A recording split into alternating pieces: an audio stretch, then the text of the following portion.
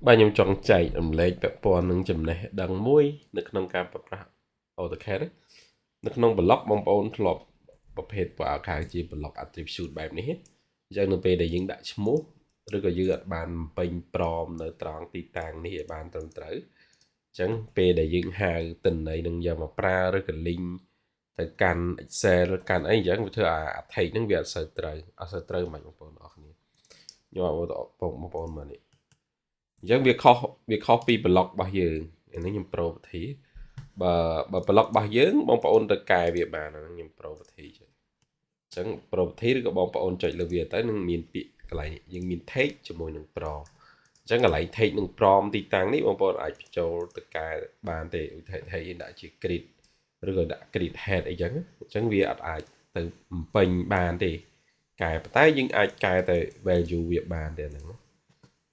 ក្នុងន័យបែបនេះមិនមែនមានន័យថាបងប្អូនអាចកែវាបានទេបើយើងកែឈ្មោះ block យើងប្រើមុខងារ Batman មានន័យថានៅក្នុងនេះពេលយើង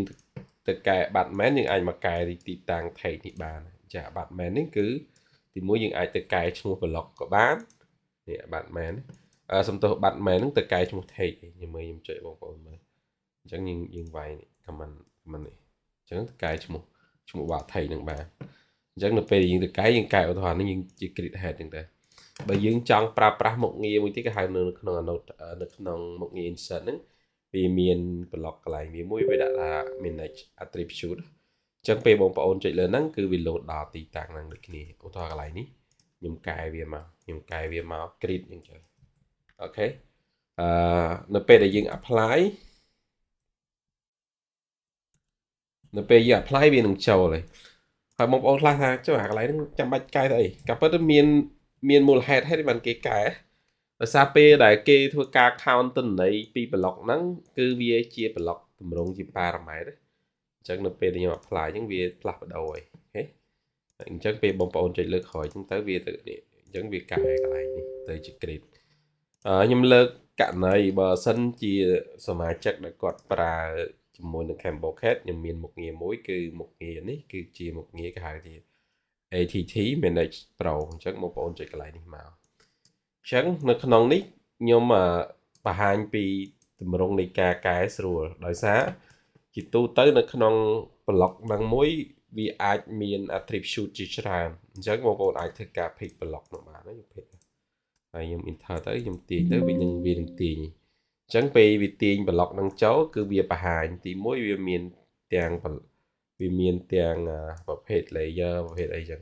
អញ្ចឹងនៅក្នុងនេះយើងអាច enter name grid ឧទាហរណ៍ខ្ញុំដាក់កន្លែងនេះខ្ញុំកែមកខ្ញុំដាក់ជាប៉ុន្តែនៅក្នុងករណីកន្លែង take ជាទូទៅបងប្អូនអាចសរសេរដក clear ទេបើយើងចង់សរសេរអក្សរឲ្យវែងឧទាហរណ៍ថាខ្ញុំចង់សរសេរថា grid head អញ្ចឹងខ្ញុំត្រូវចុចនេះមួយអូខេអញ្ចឹងសេ grid head តមកកន្លែង enter នេះ enter grid name អញ្ចឹង enter grid name អញ្ចឹងយើងអាចសរសេរបន្ថែមចំពោះ value យើងចង់ default វាជា value A ក៏បានអញ្ចឹងមានន័យថាអានេះខ្ញុំ apply វាទៅខ្ញុំ apply change ហ្នឹងណាអញ្ចឹងកន្លែងនេះដល់ពេលយើងកែក៏ពិតធៀបពិតយើងនៅកែកន្លែងនេះក៏បានដែរយើងកែកន្លែងនេះណាអូខេអញ្ចឹងកន្លែងនេះយើងដាក់លេខ9លេខអីធម្មតាអានេះវាដោយសារនៅក្នុង block ហ្នឹងវាមានតែមួយទេខ្ញុំឧទាហរណ៍នៅពេលដែលយើងមាន block បែបនេះទៅពេលបងប្អូនចុចលើ block បែបនេះវាមានច្រើនឃើញអត់នេះអញ្ចឹងទិន្នន័យច្រើនដល់ពេលយើងចង់កែវា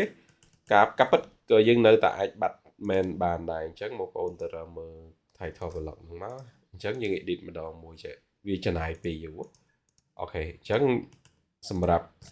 សមាជិក Cambocat បងប្អូនអាចប្រើមុខងារនេះវិញមកប្រាំទិន្នន័យច្រើនតមកបងប្អូន pick តែលើអាទិន្នន័យនេះមួយខ្ញុំ enter មកអញ្ចឹងនៅក្នុងនេះវានឹងទាញទិន្នន័យមកទាំងអស់តើយើងចង់កែអីខ្លះនៅក្នុងនេះឥឡូវខ្ញុំមើលបងប្អូនមើលកន្លែងនេះ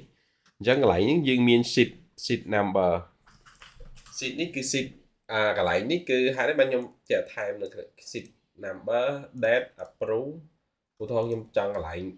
approve ខ្ញុំចង់នេះខ្ញុំបើ click វាទៅលើអញ្ចឹងខ្ញុំដាក់ enter នេះណា approve by ទៅអញ្ចឹងអានេះខ្ញុំកែវាប៉ុណ្ណឹងតមកកន្លែង approve កន្លែង take នឹងទៀតយើងកែ take ដោយកន្លែងនេះយើង mouse យើង double click លើវាទៅយើងយកដាក់ check by អញ្ចឹង ចឹងទិន្នន័យហ្នឹងពេលវាចេញទៅវាកែបើយើងមកកែនៅក្នុង Batman មួយគឺវាចំណាយពេលយូរចឹង design បាយហើយមានច្រើនណាបងប្អូនមានច្រើនមិនមែនត្រឹមតែឧទាហរណ៍ថានៅលើបោះខ្ញុំមួយទេអញ្ចឹងអាចមានច្រើនករណីហើយព្រមក៏ដូចគ្នាអញ្ចឹងនៅក្នុងនេះយើងអាចកែនៅទីនេះក៏បានឬក៏បងប្អូនធ្វើការ export ទិន្នន័យហ្នឹងទៅកែនៅក្នុង Excel ហើយយើង import មកវិញមកអានេះយើង export យើង import មកវិញរាល់ទិន្នន័យទាំងអស់ទោះបីជាច្រើនបែបណាក៏បងប្អូនអាចធ្វើការកែបានដែរចាកន្លែងនេះខ្ញុំฉีกវាទៅតោះមកយើង apply and change អញ្ចឹងកន្លែងនេះពេលវា apply ហើយយើងចុច OK មកអញ្ចឹងយើងខ្វែងចោលឥឡូវយើងទៅមើលលទ្ធផលកន្លែងនេះខ្ញុំដាក់ design by sheet by អញ្ចឹងយ៉ាយើងចុចទីតាំង block នេះមកនេះអញ្ចឹងយើងមើលកន្លែងនេះគឺយើងបានកែប្រែអស់ឃើញទេនេះបាញ់ប្រងកន្លែងអីអញ្ចឹងបាទអរគុណបងប្អូនអរគ្នាសម្រាប់បងប្អូនដែលចង់ទិញ Camty Cambocat យើងមានមុខងារជាច្រើនទាំងមុខងារ Monolith មុខងារ QS និងមុខងារ Modify សម្រាប់សម្រួលទៅលើការងារបងប្អូនគ្រប់ផ្នែកទាំងអស់តម្លៃ$150នៅក្នុងខែនេះបាទអរគុណ